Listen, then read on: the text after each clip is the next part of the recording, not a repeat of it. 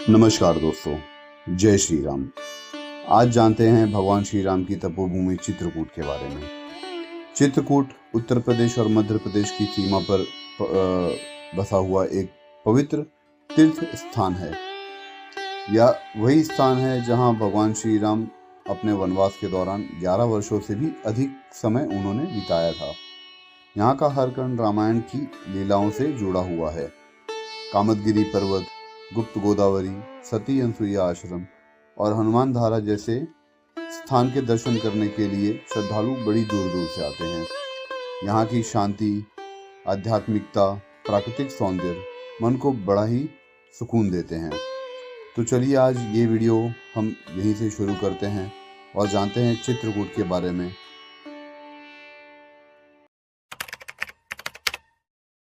Hello guys, welcome to my channel. तो आज हम जा रहे हैं सतना में अपनी टीम के साथ। कौन कौन है तुम्हारी टीम में?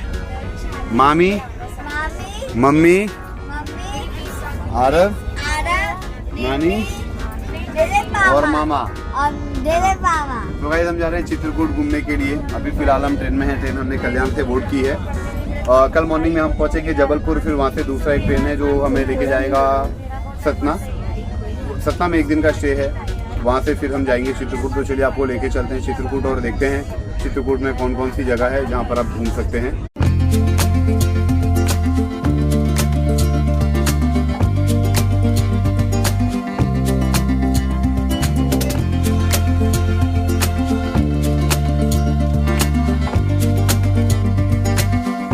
बोलो। Hello guys, welcome to my channel. आज मैं जा रहा हूँ चित्रकूट अपनी टीम के साथ। और टीम वापस से वही है जो ट्रेन में बताई थी। तो गाइस फाइनली हम लोग चित्रकूट के लिए निकल रहे हैं। हमारी गाड़ी आ गई है। अभी हम निकल रहे हैं सतना से चित्रकूट के लिए। चलते हैं आगे, सीधा चित्रकूट में दर्शन करेंगे। मॉर्निंग में 4 बजे निकलने का प्लान था हमारा, बट 4 बजे नहीं निकल पाए। अभी बज रहे हैं कुछ अराउंड 5 सुबह के 5 बजे भी हम निकल रहे हैं सतना से चित्रकूट के लिए। तो दोस्तों, अगर आप सतना से चित्रकूट जा रहे हैं तो ये लगभग 75 से 80 किलोमीटर आपको पड़ता है। यहाँ से आप आपकी प्राइवेट कार से भी जा सकते हैं या तो फिर सतना से आप कैब बुक कर सकते हैं। और सतना के बस स्टॉप से आपको चित्रकूट के लिए कंटिन्यू बसेस भी मिलती हैं जो आपको डायरेक्टली चित्रकूट में छोड़ती हैं। तो ये लगभग आपको 1.5 से 2 घंटे का सफ़र होने वाला है। हम चित्रकूट में 4 जगह जाने वाले हैं जो कि है कामदगिरी पर्वत, सती अनसुईया आश्रम, हनुमान धारा और गुप्त गोदावरी। तो दोस्तों, चित्रकूट पहुंचते ही हम सबसे पहले आ गए कामतानाथ मंदिर में, जो कि है कामदगिरी पर्वत के यहाँ पर। कामदगिरी पर्वत ये वही पर्वत है जिसकी परिक्रमा अगर आपने चित्रकूट में आके नहीं की तो वो आपकी चित्रकूट की यात्रा अधूरी रह जाती है। कामदगिरी पर्वत भगवान श्री राम का निवास स्थान माना जाता है। यही वह पवित्र स्थान है जहाँ श्री राम, सीता माता और लक्ष्मण जी ने अपने वनवास का अधिकांश समय बिताया था। कामदगिरी का अर्थ होता है कमल के समान सुंदर पर्वत और इसकी परिक्रमा का विशेष ही महत्व है। कामदगिरी परिक्रमा लगभग 5 किलोमीटर लंबी है और इसे श्रद्धालु नंगे पांव पूरी श्रद्धा से, भक्ति भाव से करते हैं। परिक्रमा मार्ग पर कई प्राचीन मंदिर जैसे लक्ष्मण पहाड़ी, हनुमान मंदिर, भरत मिलाप और स्फटिक शिला और राम मंदिर मिलते हैं। लोग मानते हैं कि इस परिक्रमा से पापों का नाश होता है और मनोकामनाएं पूर्ण होती हैं। श्रद्धालुओं का मानना है कि एक बार इस पवित्र परिक्रमा को करने से जन्मों जन्मों के कष्ट दूर हो जाते हैं। हर अमावस्या, विशेष करके श्रावण और कार्तिकेय मास में यहाँ लाखों श्रद्धालु आते हैं। अगर आप अध्यात्म, शक्ति और भगवान श्री राम की लीलाओं से जुड़ना चाहते हैं तो कामदगिरी की परिक्रमा अवश्य करें। कहा जाता है त्रेता युग में जब भगवान राम माता सीता और अनुज लक्ष्मण सहित वनवास के लिए गए तो उन्होंने अपने 14 वर्षों के वनवास में लगभग 11.5 वर्ष चित्रकूट में ही व्यतीत किए। इस दौरान चित्रकूट साधु संत और ऋषि मुनियों की पसंदीदा जगह बन गई। इसके बाद जब श्री राम ने चित्रकूट छोड़ने का निर्णय लिया तो चित्रकूट पर्वत दुखी हो गए और उन्होंने श्री राम से कहा कि हे भगवान, जब तक आप यहाँ थे ये धरती पवित्र मानी जाती थी, यहाँ पर ऋषि मुनि आते थे। अगर आप यहाँ से चले जाएंगे तो इसका कोई मोल नहीं रहेगा। इस पर भगवान श्री राम ने पर्वत को वरदान दिया और कहा, अब आप कामत हो जाएंगे। जो भी आपकी परिक्रमा करेगा उसकी सारी मनोकामनाएं पूर्ण होंगी और हमारी कृपा भी उस पर बनी रहेगी। इसी कारण इस पर्वत को कामतगिरी पर्वत कहा जाने लगा। वहीं विराजमान हुए कामतानाथ भगवान राम के स्वरूप में। कामतगिरी की एक और विशेषता है कि आप इस पर्वत को किसी भी दिशा से और किसी भी ओर से देखें तो ये एक धनुष की तरह ही दिखाई देता है।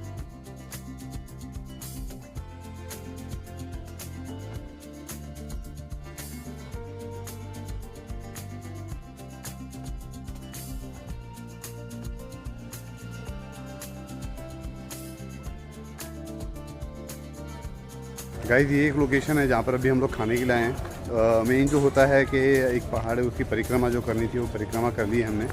अभी आए हैं खाने के लिए। हमारे ड्राइवर ने बताया कि इधर पे खाने के लिए बहुत टेस्टी फूड मिलता है। ये पीछे आप देख सकते हैं, ये एक स्टे के लिए होटल है जो कि मतलब महल जैसा तो दिख ही रहा है। तो अगर आप कभी आ रहे हैं तो मैं आपको दिखाता हूँ, अंदर खाने का भी रिव्यू देता हूँ। और होटल यहाँ पर रुक सकते हैं। होटल तो नो डाउट बहुत अच्छा है। खाने का रिव्यू मैं आपको बताता हूँ कि खाना कैसा है इधर पे। इसका नाम है श्री घरधाम भोजनालय। चलते हैं अभी अंदर खाने के लिए सीधे। तो गाइस अभी हम लोग खाना खाने के लिए आए थे। इधर खाना तो नहीं मिला। अभी हम लोग को इधर पे खाली नाश्ता मिल रहा है, बिकॉज खाना 12 बजे चालू होता है और अभी बजे हुए हैं सुबह के 10:30। तो अभी फिलहाल हम करते हैं इधर पे नाश्ता, जिसमें आलू पराठा है, सब्जी है और अचार है। तो वही खाते हैं और वही खा के अभी फिलहाल यहाँ से चलते हैं खाना कहीं और आगे देखेंगे खाएंगे। तो गाइस खाना आ गया है हमारा। अभी जो नाश्ता हमने मंगाया था थोड़ा मैंने खा लिया, वीडियो चालू करने के लिए लेट हुआ, बट आलू पराठा है, टेस्ट में बहुत अच्छा है। एक चटनी थी जो मैंने दही में मिक्स की है, वो भी बहुत अच्छा लग रहा है। फिर उसके साथ में आपको एक भाजी आती है और यहाँ पर आपको जलेबी भी दिया जाता है। एक थाली में आपको 2 पराठे रहेंगे। टेस्ट अगर मैं ओवरऑल बताऊँ तो टेस्ट बहुत अच्छा है। ये जो भाजी दी हुई है साथ में आलू पराठे की वो भी अच्छी है और आलू पराठे का भी टेस्ट बहुत अच्छा है। तो अगर आप चित्रकूट साइड आ रहे हो तो ये होटल में मतलब भोजनालय में आके आप खाना या नाश्ता खा सकते हैं, वॉट एवर टाइम, मतलब जो टाइम में आता है उसका।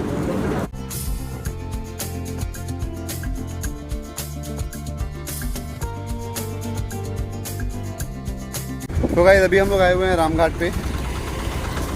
और रामघाट पे एक्चुअली हम लोग अभी नीचे जा नहीं रहे हैं, बिकॉज कहता है कि अभी धूप बहुत ज़्यादा है, गर्मी का टाइम है। अगर आप बारिश या ठंडी में आते हैं तो एक बार आप जा भी सकते हैं।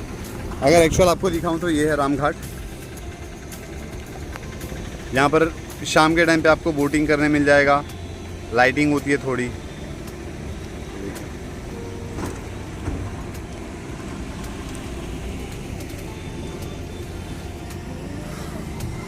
तो ये रामघाट है। अभी हम नहीं रुक रहे हैं यहाँ पर क्योंकि धूप की वजह से तो नहीं पॉसिबल है, बहुत ज़्यादा गर्मी होगी। तो अभी फ़िलहाल चलते हैं डायरेक्टली वहाँ पर ही, है ना आयुर? बहुत ज़्यादा गर्मी है तो नहीं रुकना ना यहाँ पर। हाँ नहीं है। हाँ तो अभी हमारा आयुर जो नया ब्लॉगर वो भी अभी हमें वही बोल रहा है कि यहाँ पर रुकना नहीं है गर्मी की वजह से, है ना आयुर? हाँ। तो ये जो ऊपर पहाड़ में है ये है हनुमान धारा और अभी हम जाने वाले हैं वही पहाड़ के ऊपर। तो अभी हम आ गए हैं हनुमान धारा में। ऊपर आप जो देख सकते हैं ना, वो थोड़ा जूम करके दिखाता हूँ आपको। ये है हनुमान धारा के उधर का मंदिर। यहाँ पर जाने के लिए आपको रोपवे का ऑप्शन मिल जाता है। तो अभी फ़िलहाल हम रोपवे से ही जा रहे हैं। चलते हैं रोपवे का टिकट काट के बाबा आगे। तो हनुमान धारा हम गए रोपवे से। हनुमान धारा आप रोपवे से भी जा सकते हैं और नीचे सीढ़ियाँ भी है, वहाँ से भी जा सकते हैं। रोपवे में आपको एक पर्सन का 160 रुपीज़ है अडल्ट का और किड्स का है 120 रुपीज़। बिलो 5 ईयर्स ये आपको फ्री होता है। आप ऊपर हनुमान धारा में रोपवे के थ्रू जा सकते हैं, वहाँ पर ही नियर बाय मंदिर है और वहाँ आप भगवान के दर्शन कर सकते हैं। हनुमान धारा के बारे में कहा जाता है कि जब हनुमान जी लंका को जला के आए थे तो उनके शरीर में काफ़ी जलन हो रही थी उस आग की लपटों की वजह से। तो उन्होंने श्री राम जी से इसका उपाय मांगा। तो श्री राम जी ने एक बाढ़ इस पहाड़ पे मारा था, जिसके वजह से वहाँ पर पानी की एक धारा आने लगी थी। उसी धारा के नीचे हनुमान जी ने बैठ के अपने शरीर के जलन को दूर किया था। आज भी इस जगह पे उतना ही वो जगह पे अगर आप जाएंगे तो एक पानी की धारा चट्टानों के बीच में से आती रहती है और ये धारा कभी भी सूखती नहीं है। गर्मी, ठंडी या बारिश, आप कोई भी मौसम में आ जाएंगे तो वो धारा आपको अभी भी गिरती हुई दिखेगी और उसी धारा के नीचे वहाँ पर चट्टान में हनुमान जी विराजमान हैं, जो कि हम आगे आपको वीडियो में दिखाएंगे।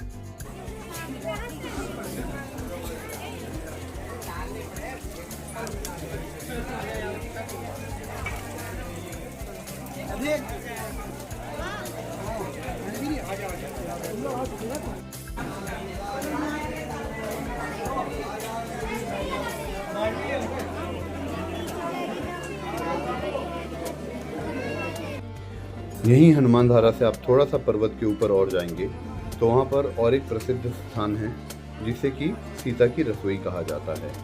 वहाँ पर माना जाता है कि माता सीता वहाँ पर ही खाना बनाती थी।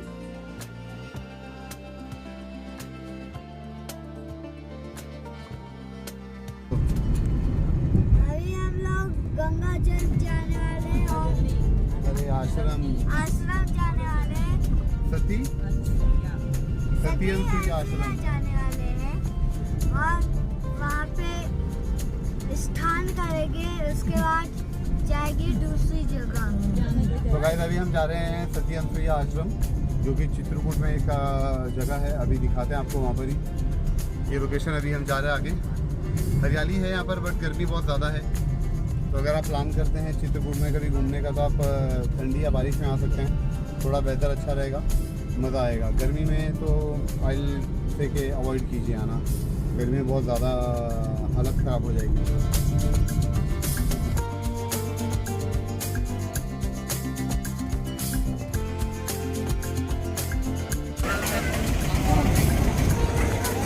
तो अभी हम सती अनसुईया आश्रम में हैं। ये पीछे आप देख सकते हो, ये आश्रम है पीछे, बहुत ही बड़ा है। और यहाँ पर सबसे अच्छा अगर आप देख सकते हो, यहाँ पर सामने रिवर है, यहाँ पर आप नहा सकते हो आराम से। बहुत बड़ी बड़ी मछली हैं जो दिखेंगी आपको, दिखाता हूँ।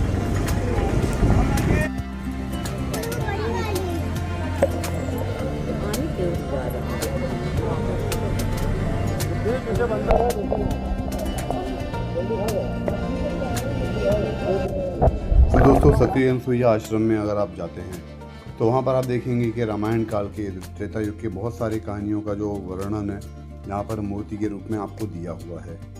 वैसे तो सती अनसुईया आश्रम अपने अलग अलग कहानियों के लिए प्रसिद्ध है, जिनमें से एक कहानी ऐसी है। नारद माता लक्ष्मी, पार्वती माता और सरस्वती माता के सम्मुख पहुँचे और उन्होंने अनसुईया माता की काफ़ी प्रशंसा की। इस प्रशंसा के बाद तीनों माताओं ने अनसुईया माता की परीक्षा लेने के लिए अपने पतियों को कहा, जो कि थे ब्रह्मा, विष्णु और महेश। तीनों ने परीक्षा लेने के लिए हामी भरी। तो जब अनसुईया माता के पति आश्रम से बाहर गए तो वह तीनों भिक्षु के रूप में अनसुईया माता के सामने पहुंचे और अनसुईया माता ने उनको सत्कार के लिए आमंत्रित किया। लेकिन उन्होंने अनसुईया माता के सामने एक शर्त रख दी, जिसके अनुसार जब वह बिना वस्त्र के तीनों का सत्कार करेंगी तभी वह भिक्षा स्वीकार करेंगे। तब माता अनसुईया बहुत ही गहरी सोच में पड़ गई और थोड़ी देर बाद सोचने के बाद उन्होंने तीनों के ऊपर जल छिड़का और उन्हें 6 माह के बालक के रूप में बदल दिया। बालक के रूप में बदलते ही उन्होंने उनका सत्कार किया, उन्हें दूध पिलाया और पालने में उनको सुला दिया। जब यह तीनों माताओं ने, माता सरस्वती, पार्वती माता और लक्ष्मी माता ने यही चीज़ देखी तो वो तीनों काफ़ी भयभीत हुए और वो माता अनसुईया के पास में अपने पतियों को छुड़ाने के लिए आई। तब अनसुईया माता ने कहा, आप अपने अपने पतियों को पहचान लीजिए और लेकर जाइए। बट तीनों माताएं अपने अपने पति को पहचान ना पाई और उन्होंने अनसुईया माता से प्रार्थना करना शुरू किया। तब अनसुईया माता ने उनके ऊपर वापस से जल छिड़का और उन्हें उनके ही रूप में लाया और तीनों माताओं को सौंप दिया था। तो ये थी अनसुईया माता की एक कहानी। तो दोस्तों अनसुईया आश्रम के बाद में अब हम जा रहे हैं हमारे चौथे लोकेशन पे, जो कि है गुप्त गोदावरी। तो चलते हैं गुप्त गोदावरी में। तो गाइस ये गुप्त गोदावरी। एक चीज़ यहाँ पर है कि इधर पे भी एंट्री के लिए आपको पर पर्सन 25 रुपये का चार्जेस पे करना है।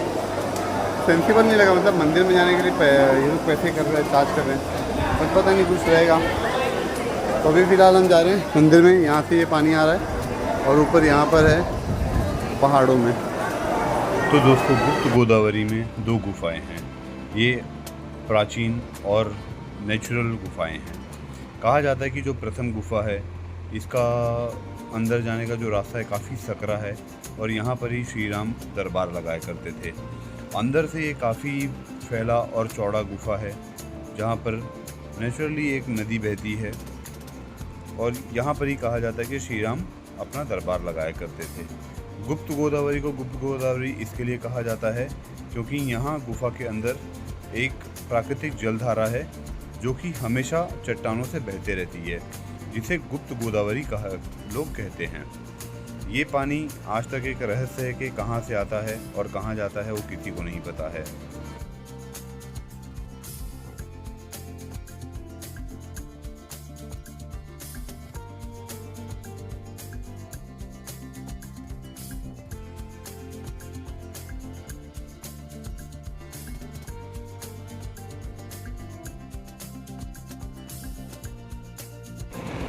तो दूसरी गुफा थोड़ी सकरी है और इसमें एक ठंडी जलधारा बहते रहती है।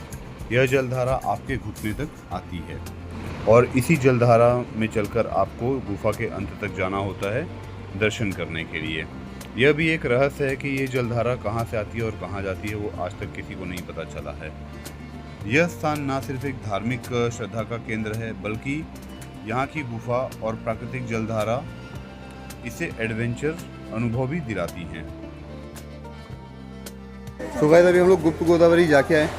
पहला गुफा जो आपको देखा आपने वो तो ठीक था, सेकंड वाले में इतना रश था मतलब मैनेजमेंट नाम की इधर पे कोई चीज़ है नहीं। जो क्यों को ये लोग आराम से मैनेज कर सकते हैं, वैसा कुछ मैनेज किया नहीं है। आप अगर आएंगे आप नॉन रश डे में, वीकेंड में तो मत आइए, इधर पे रश बहुत होता है और अंदर ज़रा भी बहुत ज़्यादा सफोकेशन है। हालांकि अंदर इतना स्पेस है कि लोग प्रॉपर्ली उसको मैनेज कर सकते हैं, बट यहाँ से लोग साथ में 100-200 लोग को छोड़ रहे हैं, जो कि सेंसिबल नहीं है। जब अगर इतना टनल है तो लोग को कम लोगों को छोड़ना चाहिए और कम लोगों से मैनेज करना चाहिए। तो थोड़ा सा वो था। तो सेकंड जो टनल था हमारा मेन, वो हमने पूरा एंड तक गए नहीं, बच्चे भी थे साथ में, तो हमने आधे वहाँ से ही रिटर्न आ गए। बट चलते हैं अभी। सो फ्रेंड्स, फाइनली आज का हमारा डे ख़त्म हो रहा है। मॉर्निंग हमने 5 बजे स्टार्ट किया था सतना से चित्रकूट में हमने पहले तो परिक्रमा की, उसके बाद में 2-3 स्पॉट जो कवर किया आपने देखे। लास्ट जो हमारा स्पॉट था वो था गुप्त गोदावरी। बहुत मतलब एक बोलते हैं ना कि आप लाइफ में एक बार तो आपको चित्रकूट आना ही चाहिए। तो आज का वीडियो यहाँ पर ही एंड करते हैं। वीडियो पूरा देखने के लिए थैंक यू। अगर वीडियो आपको पसंद आया तो वीडियो को लाइक करो, आपके फ्रेंड्स के साथ में शेयर करो और चैनल को सब्सक्राइब जरूर करना। नीचे रेड तो अभी रेड नहीं रहा, अभी ग्रे हो गया, बटन दबाएं और बेल आइकन दबाएं। चलो bye bye, thank you, see you again. मिलते हैं दूसरे वीडियो में, बाय।